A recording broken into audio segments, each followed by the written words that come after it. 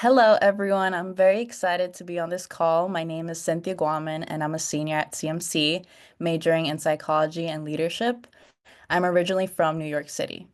At CMC, I've had the privilege of serving as president of our College Programming Board, or CPB, where I lead a team of 25 students to organize diverse on and off-campus events aimed at enriching the student experience through inclusivity, creativity, and community building. I've also involved myself with Kravis Leadership Institute, or KLI, where currently I'm a part of their social media team. And previously, I served on the KLI's corporate social responsibility team, where we work to advance the shared mission of fostering social innovation and promoting ethical leadership practices at CMC.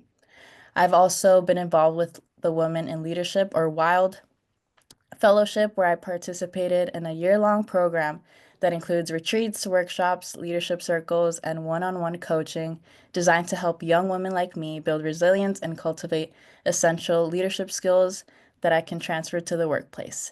I've also been a part of the Building Resilience and Responsibility Fellowship, worked as one gen mentor supporting first generation students like myself, and I have also served as a student staff manager at Roberts Pavilion Center on campus. And looking ahead, I'm thrilled to share that I'll be joining JP Morgan Chase after graduation as part of their Corporate Leadership Development Program, or CLDP. And I also just wrapped up my senior thesis about DEI training across generations last week with Professor Feitosa as my reader. And with finals currently in full swing at CMC, we're all finishing up strong before heading back home for break. So, some housekeeping items before we start. We would appreciate that everyone remain muted during the presentation, and any questions are welcome during any time at the discussion. And there are two ways to send them in. You can either place them directly in the chat or send them privately to me or Rebecca. Now, to introduce our star of the night, Jennifer Feitosa is an associate professor in the Psychological Science Department at CMC.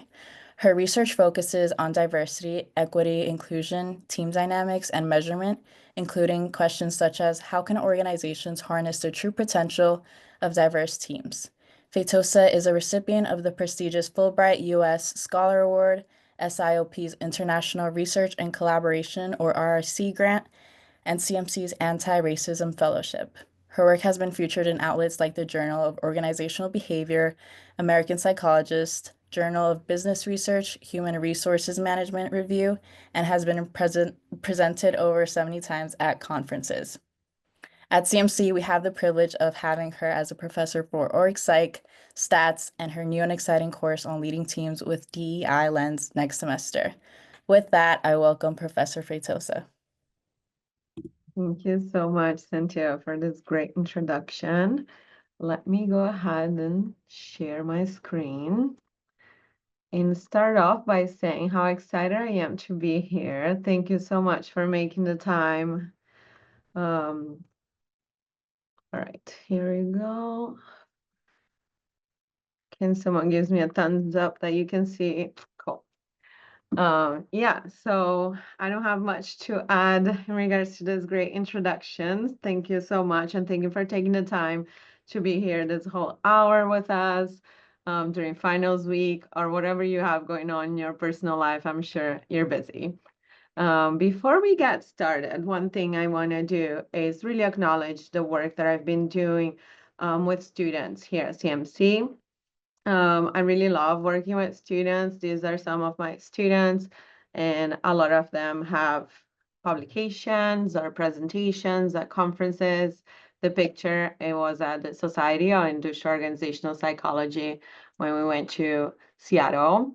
And I actually was able to merge some of my, what I like to say, Metrics Lab East and West Coast members, because before CMC, I was at Brooklyn College. So I have some members from that lab coming, and they met, which was really sweet for me to see all my students, not all of them, but a big chunk of them meeting each other. So that was sweet. So yeah, I want to acknowledge that first. And then I would like to show you just kind of the agenda for today. I'm going to start with who I am. I'm seeing here, I know only like 2 people in this room. So I'm really excited to see some new names and faces. and tell you a little bit about me. Then I'll talk about research and drawing from a specific model that I'll talk about, and then practice, because I live in this research practice kind of world, which I like to call the scientist practitioner model. And I'll be talking about some of that later. And they open up for a dialogue, right? But as you can probably already pick up, I am not exactly a native speaker here. Any ideas where I'm from? And I'm gonna be engaging you here and there. So feel free to use the chat because they told you to mute yourself. So you can unmute or you can throw in the chat where you think I'm from. So Leah straight up said Brazil. That is such a good guess. That's it. The game ends. Thank you. I am originally from Brazil. Let me pass here. So more specifically, Fortaleza, which is this northeast region. If anyone has been to Brazil, a lot of times they've been to São Paulo, Rio, which is right over here.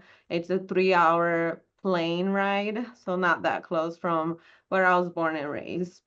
And the other places you see here with pins on them are places I've lived in.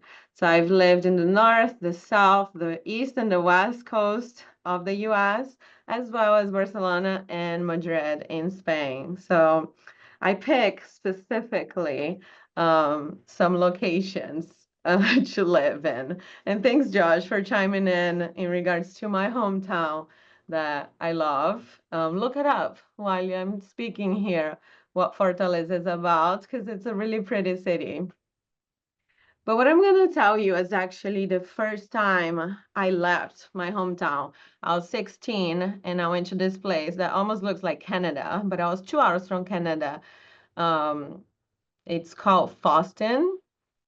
And I was a foreign exchange student there for my senior year of high school. And these were my best friends. If you've been to Minnesota, especially the smaller towns there, you can probably imagine that we're not from there. My best friends were not necessarily from Minnesota either. They were the other for exchange students.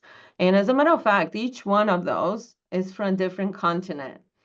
So you have Alberta from Africa, Pope from Asia, and then Nina in Europe, and then myself from South America.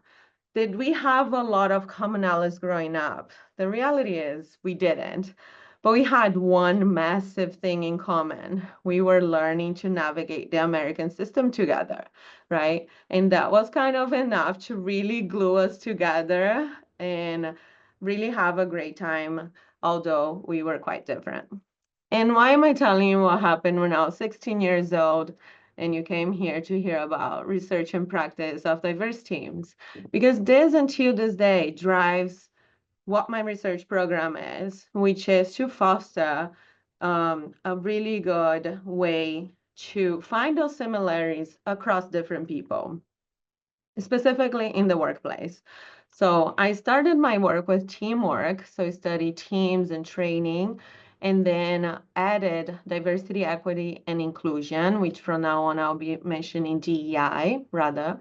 And then measurement is another one of my expertise, because when people hear DEI and teamwork in the workplace, a lot of the times they find it very fluffy and with, I wouldn't say as much credibility as if you study something like entrepreneurship or, those hard science or something that has a bigger history business-wise. So measurement can help because I can give strong kind of indicators to how to measure, how to attain goals in regards to DEI and teamwork. But what I really, really love is not doing work on any of those in silos. Is actually the intersect of these three. So how can we leverage this measurement to foster welcoming environments in diverse team settings? So hopefully today I'm going to show you a little bit of that And here's our purpose, right? So we'll explore some of the benefits and challenges of working in diverse teams, utilizing the scientist practitioner model that I'll be speaking of. So just like more broadly, when you think about diverse teams, you may think we're drawing on those diverse teams because we need innovation, right? If people are different, they're going to come up with like outside of the box ideas, and that will be really good if a company wants innovation and creativity. But there is a downside of this, is that these kinds of teams face a lot of conflict. They may even speak different languages, right? They come from different backgrounds, and it's not that easy to work well together.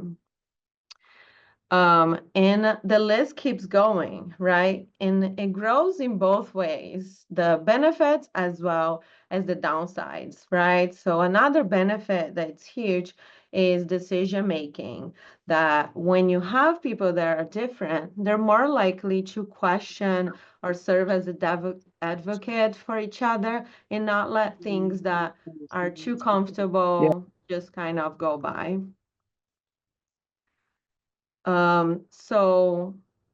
That's really important to avoid some common mistakes that sometimes can happen in places with huge consequences, like operating rooms or something, right? You may feel uncomfortable of questioning someone, maybe because of status, and that can lead to really negative outcomes. But another downside here is the alignment of communication, along with similarities, along with the potential for disagreements. It's hard to understand each other when we're in these teams. But over time, the truth is these teams bring way more benefits than downsides, right? So there's a number of benefits that I'll be diving into here, with the biggest enemy being time.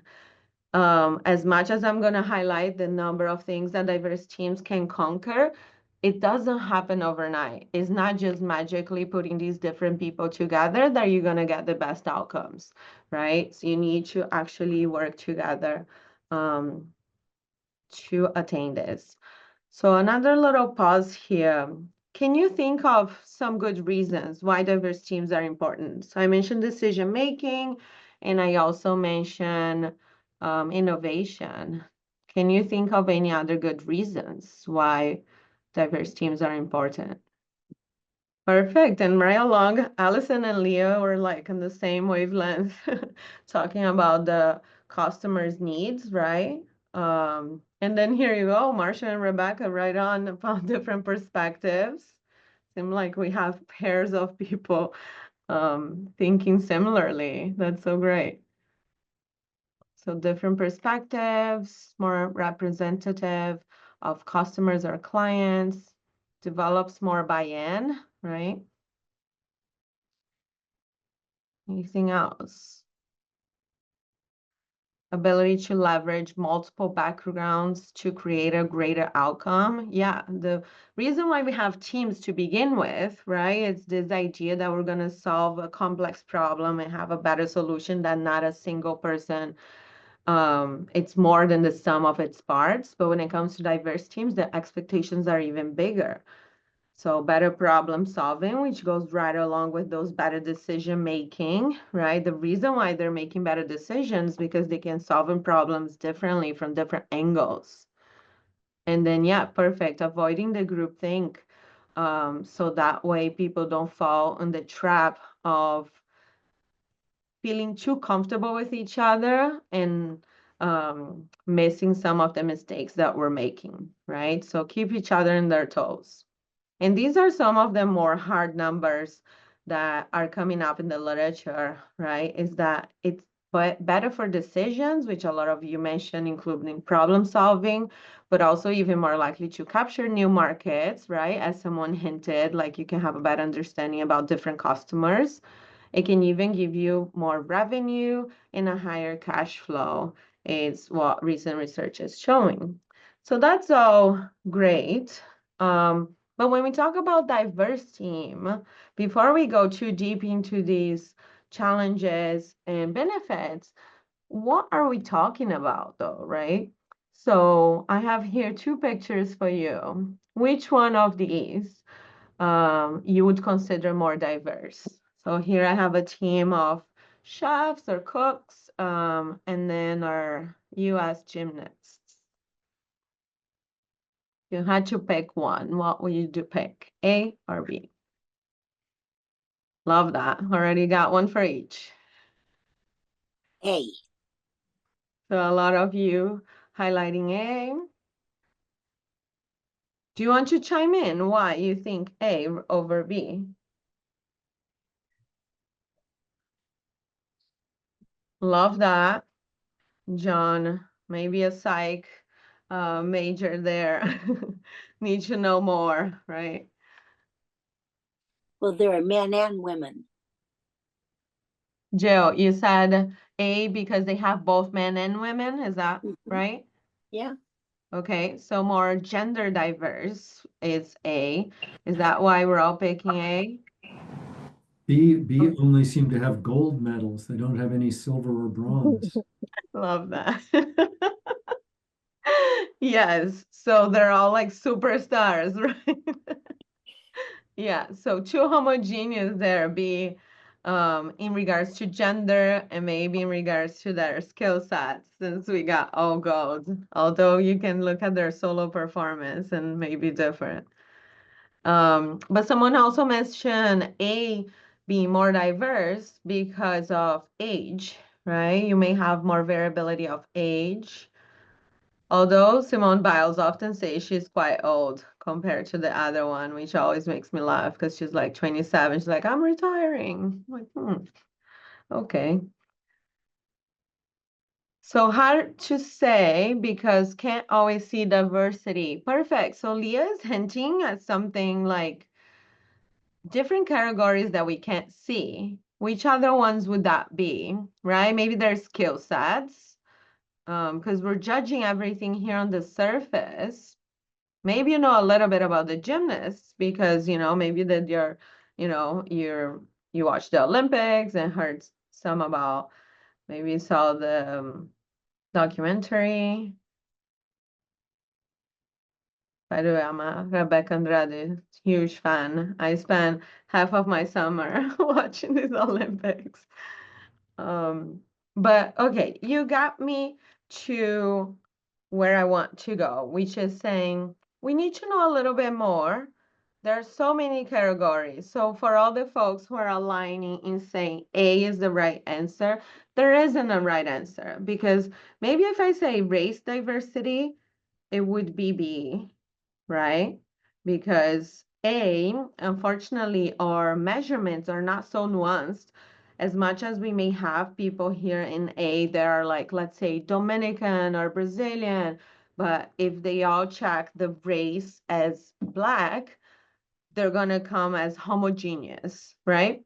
So the whole point of showing you this and reflecting on this is to say that there are different ways to categorize diversity. So when we talk about diverse teams, it depends. So right on to John and Josh, um, that we need to know more specifically what kind of diverse do we want to focus on, right? And in the literature, an easy way to kind of do this is what Leo was hinting.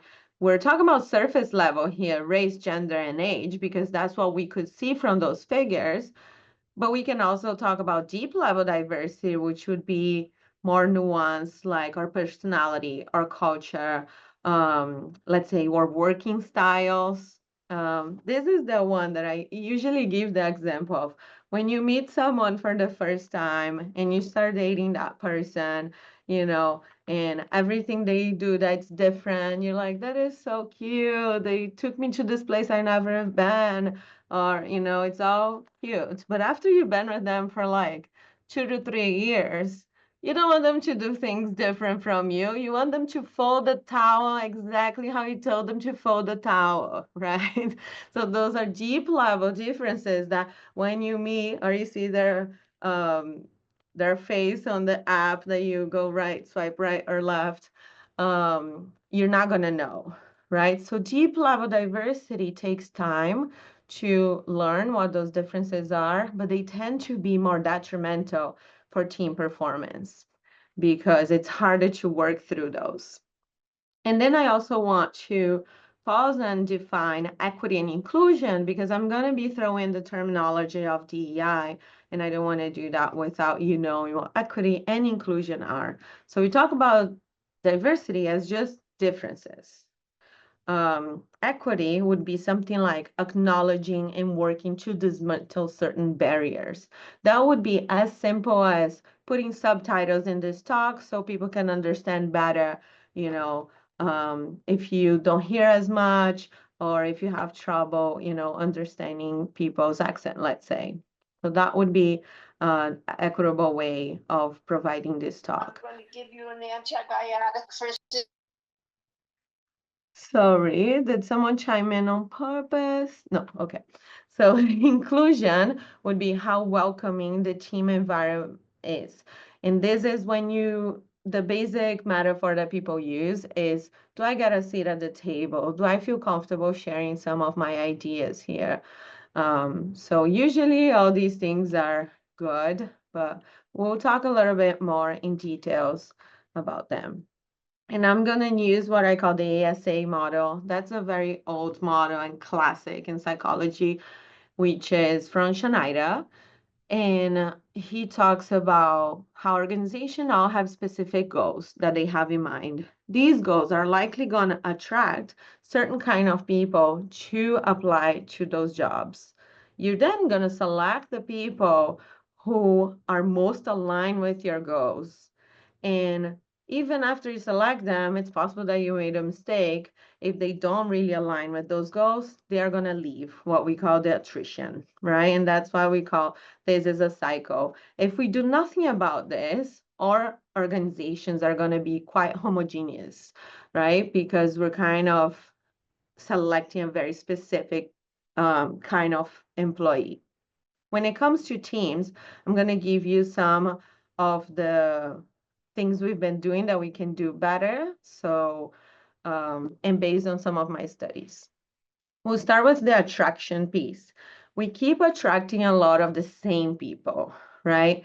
So the idea here is that rather than hiring more Johns, we should be stopping overemphasizing this cultural fit idea, right?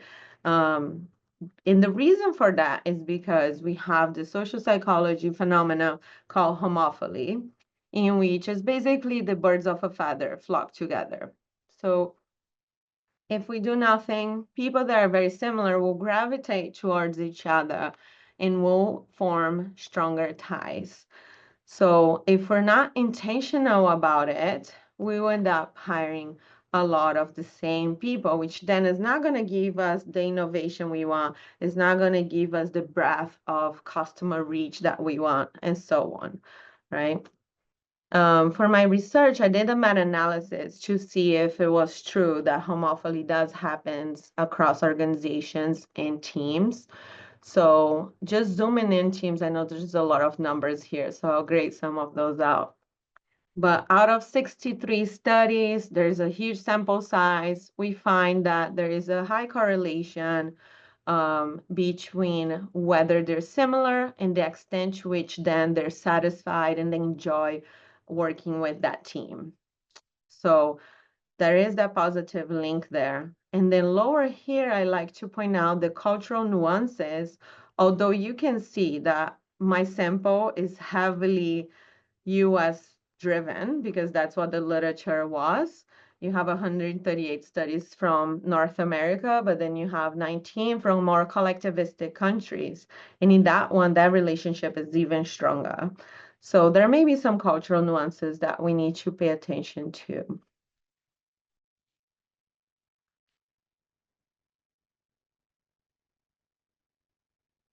All right, then my number 2 tip here today is we are too focused on the individuals. Obviously, as a teams researcher, I want you to think more broadly about why we want these teams, why we want these people, I mean, because I like this analogy of the forest. Both diversity and teamwork These are group level concepts. You cannot have diversity with one person, and you cannot have teamwork with one person, right? So you need to think about the whole picture, not just one person. But think about your organizations and how you're selecting people. Are you usually just thinking about getting the most talented person because of X, Y, and Z attributes? Traditionally speaking, that's how most organizations are doing things. So then you end up with a team of experts. Everyone is super talented. You throw them together, but they can't work together, although they're very talented. Sometimes I see this here at CMC because we select for great leaders, and our students are great leaders. Put them together to work in a group project without their friends, they don't like it. But it's a developable skill that you need to work on. So a team of experts is not necessarily an expert team by default.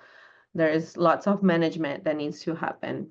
Some of my research shows that if you have gender balanced teams, you will have more backup behaviors. What is backup behavior? That's when someone is kind of slacking off or paying attention to other things rather than their task, and someone else kind of steps in and takes care of that. That happens more often in gender balance than all male or even all female teams. So thinking about attributes can be important. Another one that's very obvious would be something like introversion and extroversion. Think about a team full of extroverted people. Do you think they got anything done? They talk a whole lot, but it may take a little longer to get things done. And if you put all introverted people together, they may really struggle in sharing their ideas with each other. And instead, even if they're very talented, they may not flow as nicely. So instead, what we really want is a mixture of these people. There are certain attributes that you want no matter what, like growth mindset. That's always good to have. Or collective orientation. That's exactly this idea that enjoying working in teams will make you more likely to work well with other team members. And then a third one is emotional stability. That's also shown to be very good for teams in general. And then the flip side of this, and this is kind of how I started my research actually more than a decade ago, I was solely focusing on teams.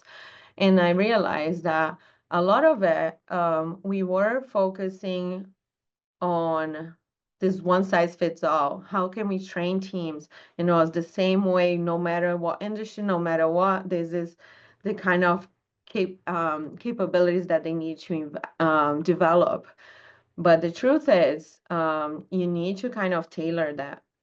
So the more I started doing research on this, I realized that a lot of our team assumptions don't work if we have very culturally diverse teams. And I'll give you an example just so you kind of understand what were some of these findings. One is conflict, for instance. Here in the US, if there's conflict, we want to address it, right? You say, let's talk about the elephant in the room. We don't like to know there's conflict. We want to address conflict. You go to East countries and you try to bring your individualistic or more US focused view, and you're like, all right, we have conflict. Let's tackle this conflict. That is not the right approach for that team. They actually don't want to talk about it that openly and that way. They're quite uncomfortable, and they will dislike you very much as a leader if that's the approach. Right? So we need to think carefully about implementing some of those team assumptions because a lot of it is drawn from US-centric organizations and try to kind of apply to other places. But one thing that was beneficial was to do a dual identity model. What do I mean by that? Is that you're highlighting that we're sharing something, we're all working on this together, but we have specific uniqueness. When we did that, people are more innovative, they had a higher sense of belongingness, and they outperform all the other teams that had either Either we highlighted their racial ethnic diversity or we highlighted their teamwork. But when we did both, it's really when they drive the best. So drawing from this research in from 2017, I developed training to try to integrate some of the diversity concepts and the teamwork concepts, because the teamwork concepts were very much about the sharedness, as I've been hinting, and the diversity concepts, a lot of times they're all about like celebrating uniquenesses. But the truth is organizations need both, right? And the main component of this training is emotional management. Because when we talk about these topics that are uncomfortable, people are going to be defensive, right? So you need to work on emotional management to be able to bring those two together and be able to develop things like psychological safety, perspective taking, allyship, and so on. So I'll show you a bit of our results here. So I got 3 grants for this intervention. One was the Fulbright that Cynthia mentioned, and that's where I just came from this summer. So that's where we have most data is from Spain because I was there. And they learn across our 3 modules. So trying to increase how much they can foster a safe environment, how much they know about communicating effectively, and how much intentionality they bring to their teams. And the increase in all of them. Then we also got a SIOP grant, which is from the Society of Industrial Organization Psychology, to do that with workers in Portugal. And I'm also collecting data at CMC. But the Portugal and US sample are a lot smaller. So I just want to say, take it with a grain of salt. But one thing that's kind of interesting is how what we're helping increase from workers in Portugal versus students in the US, it's a bit different. So we tend to enhance the intentionality of workers in Portugal more so. And here in the US was all about the communication. We increased their communication more so than their intentionality. So that was a cool finding to us, and we're still kind of diving deeper and continue to collect this data to see if is this a trend or is this something that is truly happening. So overall, we're highlighting the sharedness and uniqueness simultaneously to be able to foster a safer environment, communicate better, and be more intentional. And we're finding that it is trending that direction, which is great news for us. So I know this was a lot of information, so I'll take a little pause here to summarize. We talk about attraction as something to avoid the cultural fit idea, broaden the talent reach. We talk about selection, in which you want to avoid just thinking about technical skills and consider some of those team skills like collective orientation. Then lastly, talk about attrition, which is avoiding this one-size-fits-all kind of training and highlighting both their sharedness and uniquenesses. So I'll take a little pause here because I see there's a lot in the chat, so maybe this would be a good place. But I want to bring you back to this idea that we're highlighting our similarities and differences simultaneously. Have you ever had this experience in any team you worked in? And has this been successful? Would love to hear some stories if you have any. No, pause for a minute so you can adjust. Oh, I love the engagement with each other. That's so good. All right, let's see. Can you explain more about how gender balanced teams exhibit more backup behaviors? So we didn't manipulate that at all. We just measured that with observational code sheet. We developed like a code sheet in what were those backup behaviors. So it's basically watching videos of those teams and coding for that. And the count just showed that when they were more gender balanced, that was a significant difference in the amount of times that people actually backed each other up. Professor Feitosa, we have another question from Rebecca. How can managers ensure everyone feels comfortable sharing their opinions and perspectives regardless of their background? Yeah, that's great. So there's a lot of talk about vulnerability nowadays, right? And I love that shift, to be honest, because, right, traditionally speaking, leaders were told that showing your emotions will be a weakness. And especially over the pandemic, more and more people are really looking for those people to say, you know what, I'm not okay.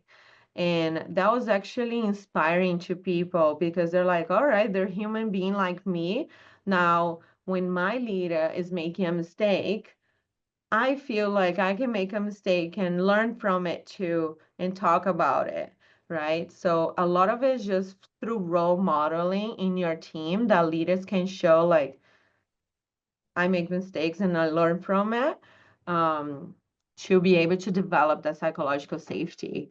There's also um, a certain monitoring that can happen, that needs to happen too, in regard to the tone where people talk to each other, really reinforcing when folks are like helping each other and being vulnerable and letting their guards down. So that way people feel more and more comfortable to keep doing that. So that's how you should build psychological safety. Great, thank you. A question from Allison. If you have time, would you be able to explain intentionality more? Yeah, absolutely. So intentionality in this context was specifically focusing on allyship. So we did a whole module on teaching people how to be there for each other, especially folks who, traditionally speaking, don't have a loud voice in your team. And but for the measure that I showed you, it's just whether they learn details about how to be an allyship and not necessarily showing that behavior. So that's something I wanted to point out. These results are solely based on learning. So that's the difference of how much they knew about what communication was, what intentionality was, and what building a safe environment was. um, the next step for this project is to see and code their teamwork behaviors to see, are they showing that intentionality and transferring those skills? We actually don't know that yet. So I don't want to get ahead and saying like, oh yeah, we're changing the world yet. Don't know. But good question. But yeah, intentionality is a lot more related to intervening in a positive way um, when it's your job. Sometimes people confuse allyship to just speaking up for someone else, and that that's only the case if the person wants you to speak up for them. But that's a little bit of intentionality. I saw someone back here. I'm trying to get back, talk about the cultural fit. Uh, so a team may welcome diverse members and still expect them to assimilate to the dominant culture of the group, to fit in and be aligned with the working culture of the group.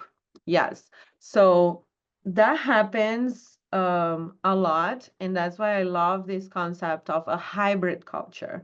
What is a hybrid culture? Is when you actually make your own culture that's not necessarily the majority culture or the local culture, but it's something that you just build within your organization, because then that way it's much easier for people to adapt and they don't think like they're losing part of their self, their authentic self, by doing that. So thank you for pointing that out. That was a really good point. We have a question from Josh. Yes, Josh. Hey, Jen, thanks for the insights here. A couple of things I'm reflecting on, and you asked about, stories of how we've worked through these, and I stand up a bunch of our teams and our leaders in my day to day, and we focus on a lot of the things you're talking about, which are building trust, building empathy, shared resources, accountabilities. I think one of the things that I'm curious of, because I've seen it where we can set these things up, but once something consequential happens, they kind of break down. So the reinforcement piece is one that we struggle with quite a bit as an organization. So I'm curious how you continue to reinforce these behaviors. And a couple of things come to mind, like when something really consequential happens, people tend to revert back to their old ways of working. And I've also seen it happen where we've been intentional about diversifying teams, but when that core strategic thing comes up, we're quick to grab the people who we're most comfortable with or who have done it in the Right. past. So Right. curious how these things are reinforced. Yeah, that's such a great insight. Thank you, Josh. And that is so true. And that if you go in the literature, that's probably one of the things people research the most is like how to repair trust, right? Because building trust to a new team is something that takes time.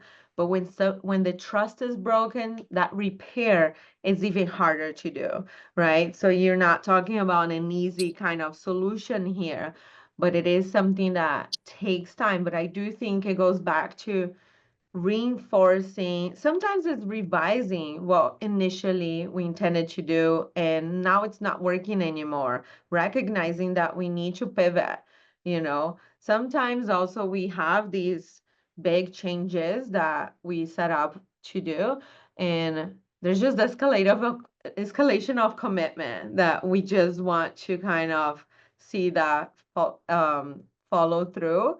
And it's okay to be like, you know what, this piece is not working. Let's revise it. And to your point that sometimes we just grab the people that we're comfortable with. If it's something quick that you need to take care of quick, it may be okay, right? It's not okay when you're always resorting to that, right? But a lot of times I tell my students and in organizations, diverse teams is not always the solution to everything. As much as I love them and I see their potential, is not necessarily always the right way to go, depending what your problem is, right? But if it's complex and you want something really like grand, this is going to be it, but it's not going to be overnight. So, yeah, thanks for mentioning that. We have another question from John. How can people from individualistic cultures develop ways of collectivism in their teams? Yeah, that's a great point. So one thing that I don't want you to take away is that individualistic people cannot work in teams, because that is not true, right? As a matter of fact, individualistic people can be quite good when it's tied to something they care about, right? It just needs to also be worthwhile for their self. Collectivistic people, they're actually a little bit harder. They love working with other people, but they love, especially if they're part of their own in-group. So I would say it's almost harder to get collectivistic people to work in diverse teams than individualistic people.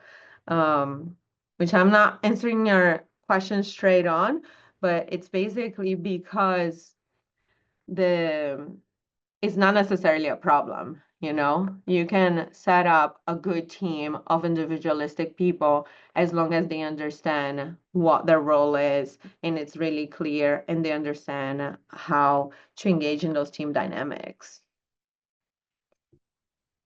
I'm going to go back to the questions in a bit. So Cynthia, if you can just keep track where we stopped, just so I move on to applications a little bit, and then we open up to the other questions. Yeah.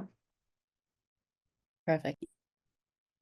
All right, so I want to talk a little bit more, and it's going to continue on this theme here that we're talking about, but I want to give you a little bit of background of who I worked with, because one of my favorite things is working with students, but also applying what we learn from research to actual organizations, and then bringing organizational problems to a research lab, right? So this back and forth. So I've been fortunate enough to work with a number of organizations, either through CMC or like my own side consultant, to do these kind of work and apply some of this. And I involve students as much as I can.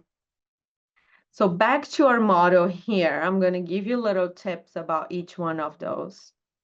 Starting with something that one of our students, Adrian Kafka, did. That's a very simple way in which she looked whether having leaders that were racially diverse made people want to apply to the organization more.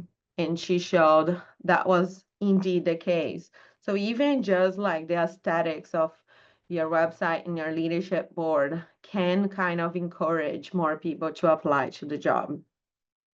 So here what you want to do is review your recruitment guidelines, right? Are your ads gendered? What kind of words are you using to recruit people? Are you, leaving some people out of here? Change your website. One very simple way to do this more fairly is to anonymize your applicant pool when you're judging them. So that way you're focusing on the kind of skills they have rather than, zip codes, last names, and so on. Focus on technical, but also the team skills. That's the piece that a lot of times folks forget, right? And then they're frustrated because this person is being difficult to work with. In regards to selection, you want to be really intentional about diversifying the attributes that really matter to the task, right? A lot of it could be like the different backgrounds. So you want to balance out some attributes that I mentioned, like extroversion and introversion, but also you want to have strong growth mindset, collective orientation, and emotional stability. But at the end of the day, providing that role clarity, especially in diverse teams, is really important. So you know kind of what the expectations are for you and develop them. Then last but not least, the attrition, right? What can we do that these people don't leave our organization? We're going to customize the interventions. You're going to avoid excluding identities for the sake of inclusions, right? So you may have heard, I see no color, or let's not talk about specific holidays or something because that would exclude other people. When you avoid talking about it and it's something meaningful to your employees, that's actually worse for their well-being, for their connection. So I encourage rather like perspective taking, psychological safety, so we can address some of those topics. Check in with them often, right? Have a closed loop communication. What is a closed loop communication? When I say something to my subordinate, they repeat back to me what exactly they think I said, right? So that's how you close that loop. And vulnerability, we started talking about it as a means to build trust, right? Sometimes people say, we need to trust each other so we can be vulnerable. But some of the recent research is showing when people are vulnerable, pre-trust, and maybe that helps with your problem, Josh, here, right? Maybe just being vulnerable to repair that trust may work. And although I did attrition, selection, and attrition, as this is the third thing, I hope you understand that this is probably the thing you need to start with in your company. Because these are the folks that are already there, right? How can you change the climate and culture of your organization that it's more welcoming before you start recruiting, before you start selecting? When we had the huge DEI movements in 2020, like a lot of people start changing their websites and doing all these tips that I told you, but they didn't do the groundwork from the inside.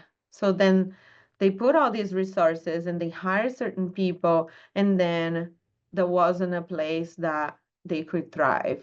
So I urge you to actually start here rather than the two other that I talked about. Then what is next for diverse teams? And this is me in Morocco.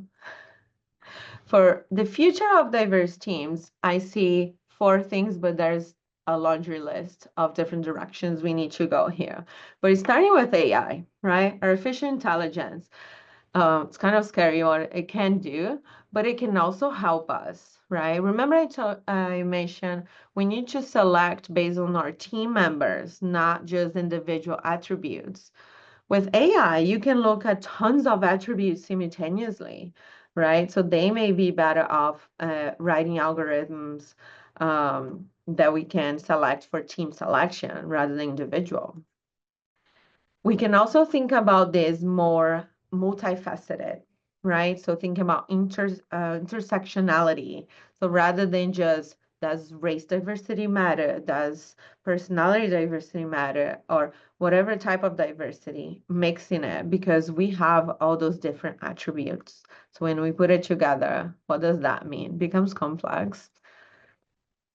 The other one, and that looks like a picture of nothing, but it's really a longitudinal design because some of my research is finding that, for instance, surface level attributes, remember those ones that you see right away, may be a hindrance at first, but after a team work together for a long time, what's going to be really detrimental for the team dynamics is actually the deep level diversity if they're not managed properly. Then last but not least, you want to customize that training. We have Cynthia moderating the session. Her thesis was on DEI training across generations. And she found that different generations have a different need on how they want to hear about DEI, what they think DEI is, and how they will engage with that training, depending on what generation they come from. So we need to keep that in mind. Then obviously I have a zillion projects that I'm engaged in with my students. I'm not going to go one by one because I want to make sure we chat a little bit more. But I want to leave you with two things. One is this quote, which says, "We need to reach the happy stage of our development when differences and diversity are not seen as sources of division or distrust, but as strength and inspiration." Right? And then also I have here my Metrics Lab, which is my website that you can find all my publications there if you want to read some of the articles. And then I'm also gonna put right in the chat. Oh, it went as a picture? No, it worked. So you're welcome to check it out, reach out to me for anything. And now I think we have some time to continue the conversation. Thank you so much. Thank you, Professor Feitosa. So one question from Naveen is, how can one person learn more about the various backgrounds a team member has in case it's awkward to ask directly? That's a good question. Usually by sharing your own, right? That's usually how you break the ice, is like, and accepting that not everyone may want to, right? So making it optional too. And you can really force it, right? So if the person doesn't want to, it may not be the time yet. But I definitely like share all my identities that I'm comfortable with. And a lot of times then I find out a whole bunch about my team members that way without really directly asking. This one is a great question. Do you see these issues in CMC classrooms, gender and cultural differences, etc.? Absolutely. I enjoy it so much. And we make that, especially my team classes, the seminar, because it's smaller, I actually make them compose their own teams and tell me why they're doing that way. And I don't tell them who's who. I make them fill out this survey about like what kind of team member they are and personality and like those deeper level attributes and have them compose it because we have very different identities here at CMC, not just gender and culture, but also across the campuses. So I see a lot about the students that gravitate to CMC versus Pitzer and Scripps and Pomona. And it's very, like, you see that strong divide in the classroom sometimes, unless you're intentionally mixing them. So obviously, if they take my class, they're doing a bunch of teamwork and mixing them. And they don't love it because they prefer working with their friends. But in the real world, unfortunately, we don't have that option a lot of times, and you're just gonna have to work with people. And I tell them, like, this is the place for you to make mistakes and learn and develop how to work with someone that I don't love. As I find that a valuable skill, hopefully. Some of them see that too. Great, thank you. Unless anyone else has any questions, we thank you so much for being on this call, Professor Feitosa, and everyone for your time. So just a few reminders and upcoming events to keep in mind. We have Family Weekend coming up February 15th through the 17th, and registration is now open. And Alumni Weekend is June 5th to the 8th, and registration will open in January. And just to give you all a heads up for our next CMC Connect session, this is the last session of the fall semester, and we will be back with more programming in the spring semester. Again, thank you everyone for being on this call. Thank you, Professor Feitosa. My pleasure. Thank you for moderating this, Cynthia. Great seeing you. Thank you. Thank you, everyone.